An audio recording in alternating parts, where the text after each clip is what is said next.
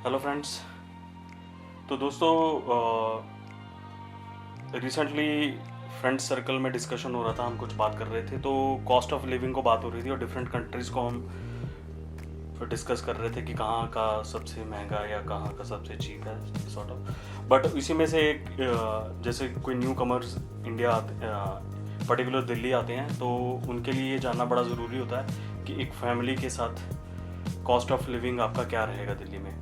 तो दोस्तों, ये पर्टिकुलर वीडियो मैं cost of living in the Delhi के ऊपर लेके आया हूँ। इसमें पर्टिकुलर मैं अपना एक्सपीरियंस शेयर करूँगा, जो मैं अभी करंटली मैं दिल्ली में रह रहा हूँ, और मैं और मेरी वाइफ प्लस मेरी डॉटर जो माइनर है अभी 7 ईयर ओल्ड। तो हम टोटल 3 पर्सन है। हमारा कितना खर्चा है, क्या डेली एक्सपेंसेस हैं, आपको कितना मंथली मिनिमम अमाउंट चाहिए दिल्ली में एक अच्छी लाइफ लीड करने के लिए, उसके बारे में हम डिस्कस करेंगे। तो चलिए स्ट्रेट स्टार्ट करते हैं। सबसे पहले दोस्तों अकोमोडेशन आ जाती है हमारी, कि हमें दिल्ली में रहना कितना महंगा है या सस्ता है। तो दोस्तों, दिल्ली में काफ़ी एरियाज़ हैं, हम अफोर्डेबल एरियाज़ कह सकते हैं, जहाँ थोड़े से हाइयर अफोर्डेबल, या फिर पॉर्श एरिया हम बिल्कुल डिस्कार्ड कर देंगे, क्योंकि पॉर्श एरिया जैसे वसंत विहार हो गया, डिफेंस कॉलोनी हो गया, शास्त्री नगर हो गया, या ये सारे काफ़ी महंगे एरिया हैं। यहाँ पे आपको 2 BHK या 3 BHK ही 45,000 से लेके 1 लाख की रेंज में मिलेंगे। तो इन एरिया को हम डिस्कार्ड करते हैं, हम सिर्फ अफोर्डेबल हाउसिंग की बात करेंगे। और मैं पर्टिकुलर द्वारिका की बात करता हूँ, क्योंकि मैं द्वारिका में रह रहा हूँ। तो दोस्तों, आपको द्वारिका में 2 BHK की जो रेंज है वो 14,000 से लेके 18,000 की रेंज के बीच में अच्छा मकान 2 BHK मिल जाएगा, ठीक है। और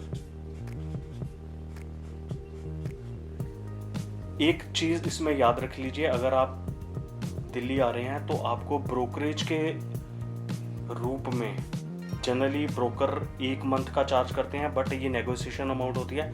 आप 15 डेज़ या 20 डेज़ पे भी इसे नेगोशिएट कर सकते हैं।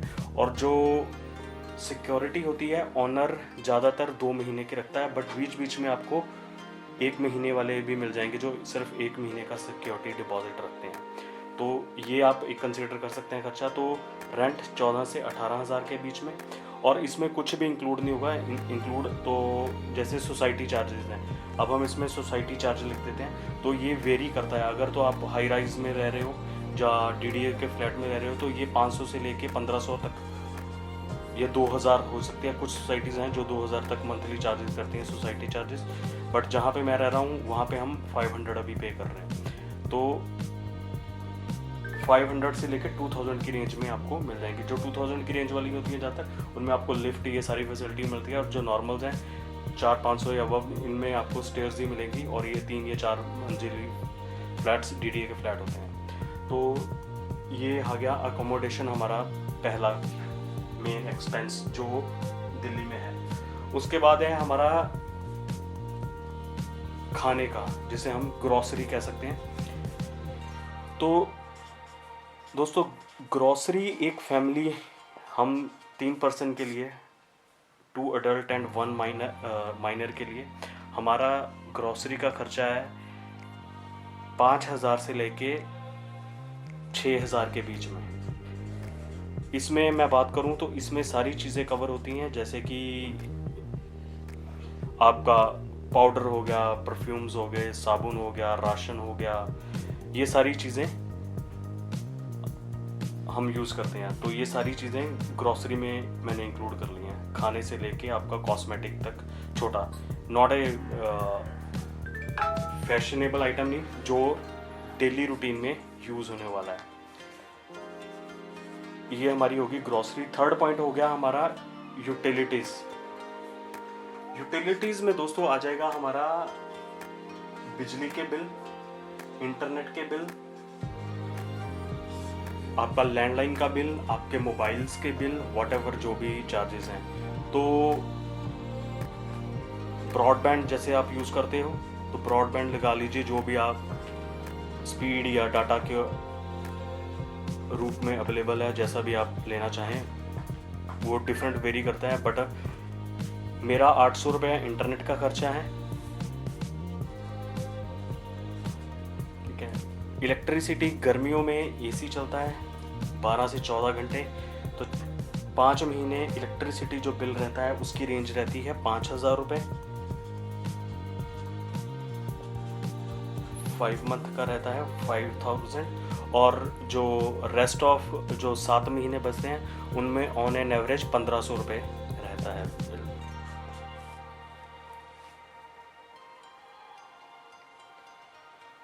तो ये 7 मंथ का हो गया और 5 मंथ का हो गया। तो ये, और इसके अलावा अगर आपने जैसे कार वॉश का है, तो मैंने कार वॉश के लिए रखा है, वो 400 रुपये हमसे चार्ज करता है मंथली, ठीक है। ये महीना भर आपकी कार वॉश करेगा, साफ करेगा। फिर इसके बाद हम आ जाते हैं गैस।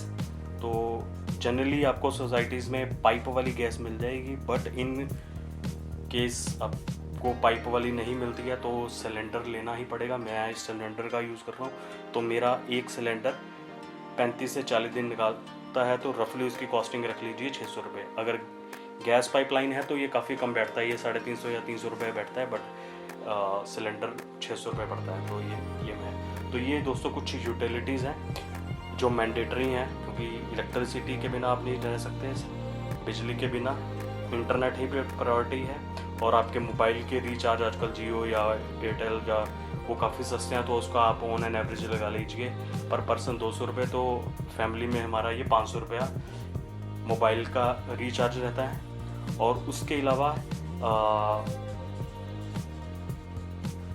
500 रुपया हो गया मोबाइल का। और इसके अलावा अगर मैं बात करूँ तो यूटिलिटीज़ में और कुछ मेजर, हाँ, पानी का बिल, वो दिल्ली गवर्नमेंट ने बोला हुआ है 20,000 लीटर से कम यूज़ करोगे तो फ्री है, उसके ऊपर चार्जेबल है। तो उसका आप मान लीजिए, अगर आप, मैं तो यूज़ कम करता हूँ बट फिर भी मान लीजिए, तो आपको ऑन एन एवरेज 250 रुपये पर मंथ आ जाएगा, ठीक है। तो ये होगी हमारी मेन यूटिलिटीज़। उसके बाद हम आ जाते हैं स्कूलिंग। देखिए, एक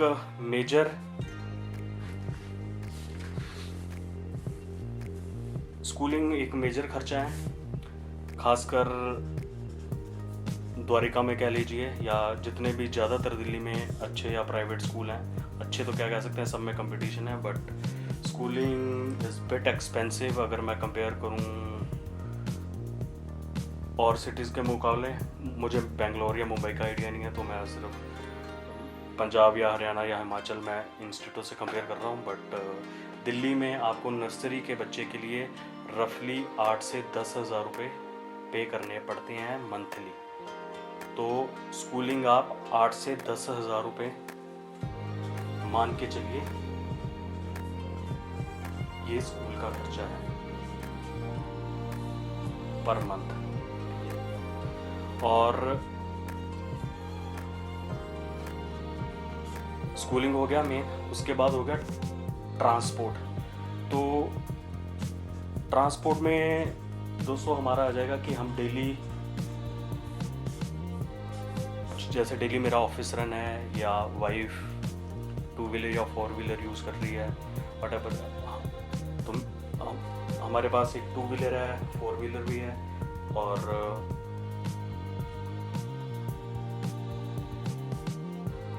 इसका दोस्तों खर्चा ऑन एन एवरेज मान लीजिए, मैं डेली का 40 किलोमीटर ट्रैवल करता हूँ और 22 वर्किंग डेज हैं महीने में। और वाइफ का भी दिन में 7 से 8 किलोमीटर ट्रैवल रहता है बच्चे को पिक करने का या ड्रॉप करने का स्कूल में। तो कुल मिला के ये 3500 से लेके 4,000 रुपये ट्रांसपोर्ट का खर्चा है।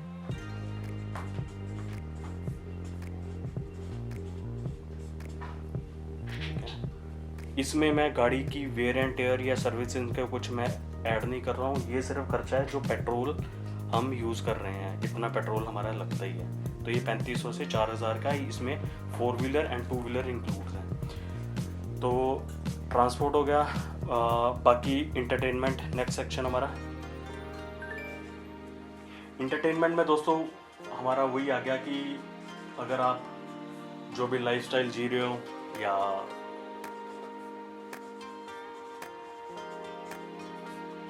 सोसाइटी में नॉट ए मीटिंग, कुछ छोटे मोटे फंक्शन अटेंड या मूवीज़ या कुछ ऐसा डिनर बाहर कर रहे हो, तो ये सारी चीज़ें एंटरटेनमेंट में आ जाती हैं, वो चाहे मूवी देखना है। तो जनरली इन द्वारिका या जनकपुरी की बात करें या आजकल किसी भी मॉल में आपको 250 से सस्ती कोई टिकट नहीं मिलती। तो इसमें मूवीज़ या ये सारा खर्चा आ जाता है। तो जनरली हम 3 बंदे जाते हैं, मूवी भी देखते हैं, तो मिनिमम 250 से नीचे कोई टिकट नहीं है। मूवी में भी 1500 रुपये का खर्च हो जाता है। और छोटा मोटा अगर आप स्नैक्स लोगे, वो भी डिनर नहीं करोगे या कुछ ऐसा भी, तो एक बार में अगर आप डिनर करने जाते हो तो दिल्ली में 3 बंदों का हमारा 1800 से 1000 का खर्चा है। अगर साथ में मूवी देख रहे हैं तो 1100-1200 रुपये प्लस लगा लीजिए। तो ये जनरली 3000 रुपये का इंटरटेनमेंट का खर्चा मंथली मान के चलिए। ये मैं काफ़ी कम बोल रहा हूँ, ये आपके लाइफस्टाइल के ऊपर डिपेंड करता है कि आप कैसा खर्च करते हैं और कैसा आपको एम्बियंस चाहिए या वट एवर जो। तो ये आप कंट्रोल या बढ़ा घटा कुछ भी सकते हैं इसमें। और लास्ट पॉइंट अगर मैं बात करूँ तो वो शॉपिंग रहेगी कि आप winter, summers, rainy season, what ever कुछ भी आ रहा है, जब कोई शादी फंक्शन आ रहा है तो नया कपड़े या क्लोथिंग आपको लेनी है, तो इसका भी आप ऑन एन एवरेज आप ब्रांड लेते हो, नॉन ब्रांड लेते हो, ये पर्सन टू पर्सन वेरी कर सकता है। बच्चों के कपड़े के ये सारी चीज़ें, तो इसमें भी मेरा ऑन एन एवरेज 2200 से लेके 2500 का खर्चा है मंथली बेसिस पे। ये मैं बात कर रहा हूँ अभी मिक्स की, तो अभी 2500 इसे मान के चल सकते हैं। बट अगेन ये ब्रांड, नॉन ब्रांड या और चीज़ें कंसीडर करता है। अगर कोई शादी फंक्शन आ जाए तो उसको मैं इंक्लूड नहीं कर रहा हूँ, ये जस्ट एक माइनर जो डेली रूटीन में हमारे खर्चे हैं। तो दोस्तों ये एक रफली, ये वेरी क्लोज टू मैं अपना एक्सपीरियंस शेयर कर रहा हूँ जो मेरा इतना एक्सपेंस होता है। इसमें से 1000-2000 प्लस माइनस हो सकते हैं, उससे ज़्यादा नहीं। और ये अप्रैल 2020 मंथ की मैं बात कर रहा हूँ। तो ये दोस्तों टोटल खर्चे हैं। तो आपको इतनी आपके पास सेविंग या इनकम होनी चाहिए जो आप एक दिल्ली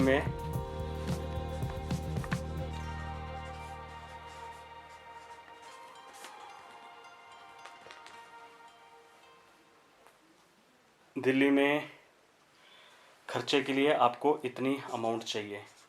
तो आई होप दोस्तों ये वीडियो आपके लिए इंफॉर्मेटिव हो और आपको इससे आइडिया मिल गया होगा कि दिल्ली में रहने का लगभग कितना खर्चा है। तो आप दोस्तों इसके अकॉर्डिंग अपनी प्लानिंग कर सकते हैं। बाकी हर पर्सन की चॉइसेस या क्लोथिंग या वो वेरी कर सकता है, वो आपके पर्सनल चॉइसेस हैं। बट ये एक ऑन एन एवरेज जो यहाँ पे आदमी खर्च करता है, ये उस खर्चे की बात है। तो दोस्तों आई होप ये वीडियो आपके लिए इंफॉर्मेटिव हो। आप इसी तरह हमारे साथ जुड़े रहिए और ऐसे इंटरेस्टिंग वीडियो देखने के लिए थैंक यू फॉर वॉचिंग।